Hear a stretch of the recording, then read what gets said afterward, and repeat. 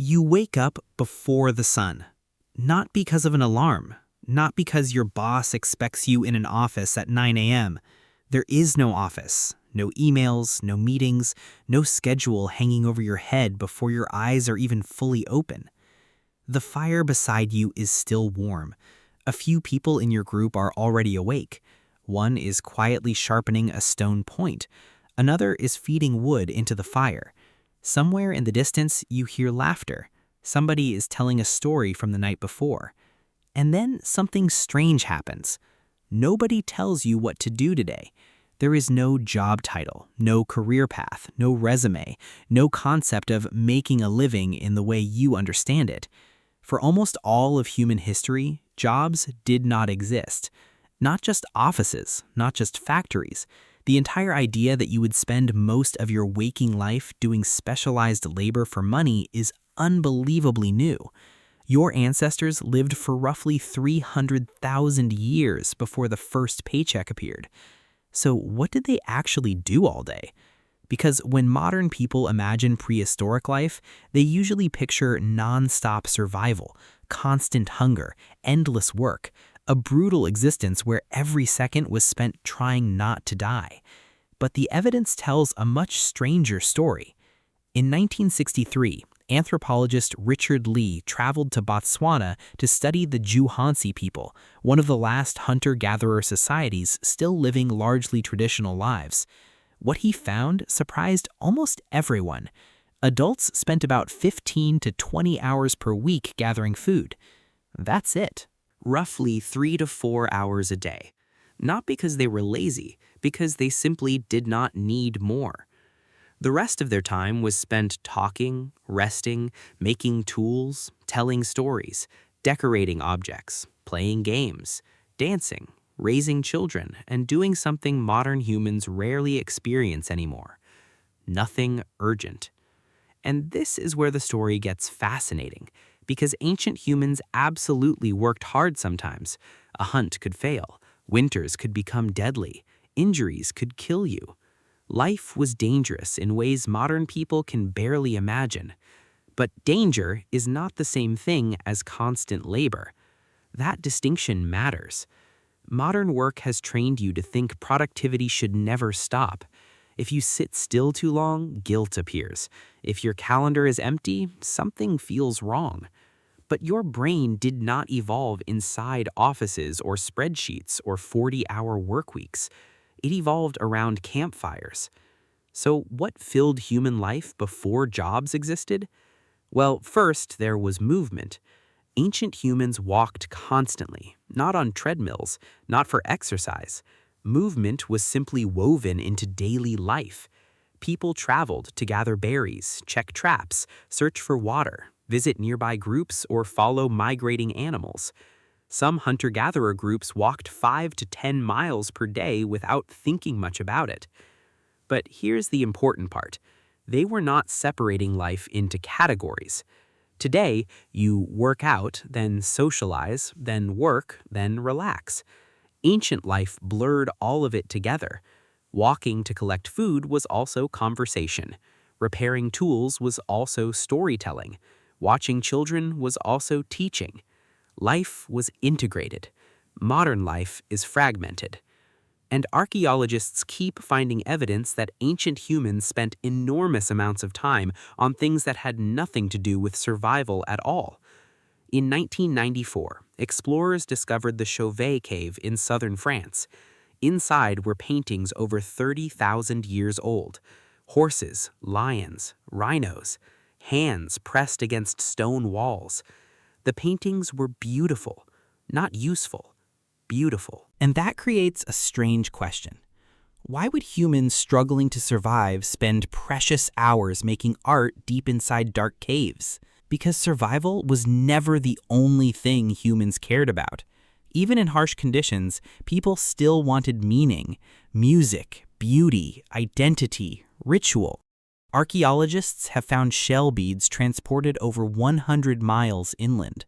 Someone carried them all that distance not for food, not for hunting, but simply because they looked beautiful. Think about that. 30,000 years ago, somebody woke up, and cared about aesthetics, just like you. And then there were stories. Long before books existed, human knowledge survived through conversation. Around fires at night, older members of the group explained where water could be found, which plants healed sickness, where predators hunted, and which valleys to avoid during winter. But stories were more than instruction manuals. They were entertainment. Humans are storytelling animals, always have been. Before jobs existed, people still laughed, they still gossiped, they still exaggerated stories to impress each other. They still argued about relationships and complained about difficult people in the group. The ancient world was not emotionally alien.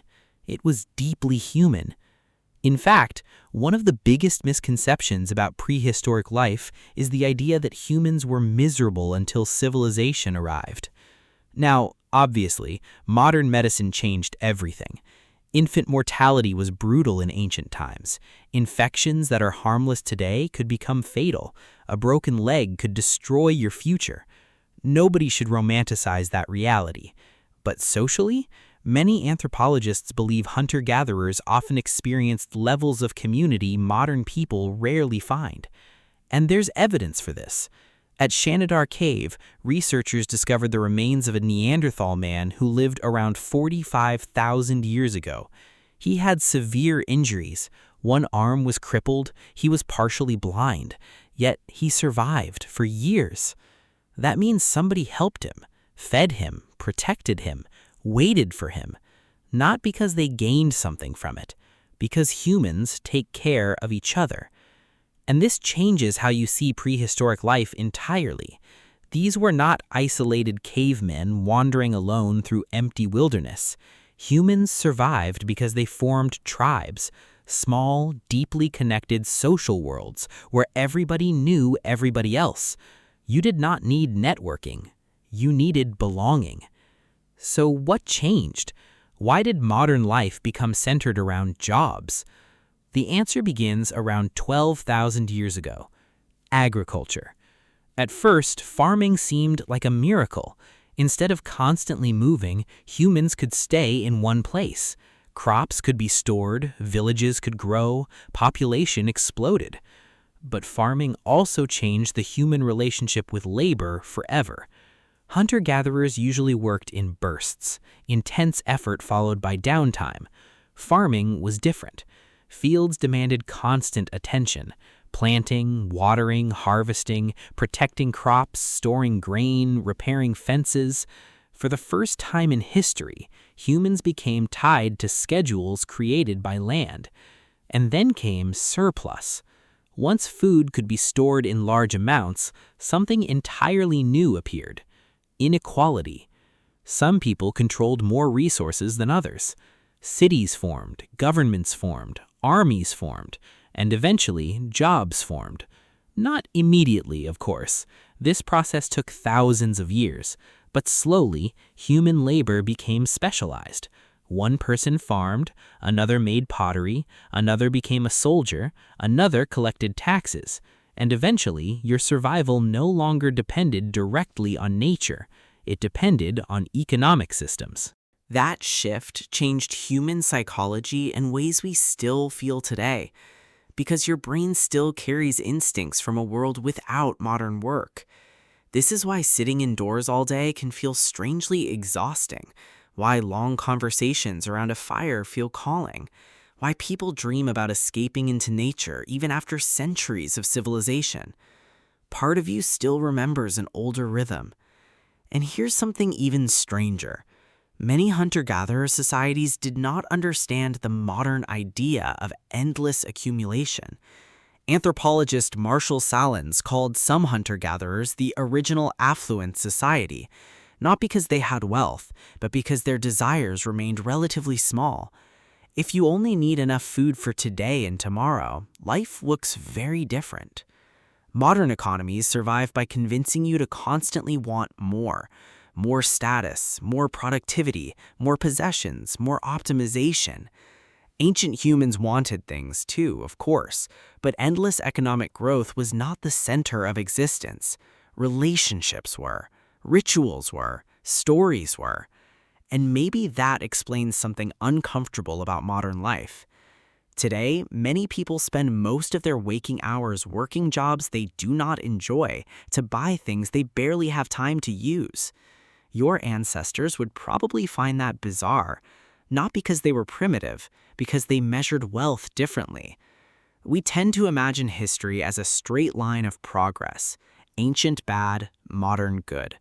But reality is more complicated than that.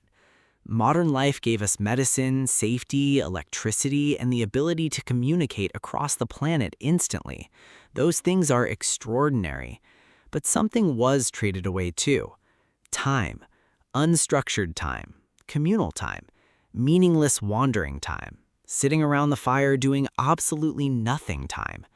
And humans seem to miss it deeply.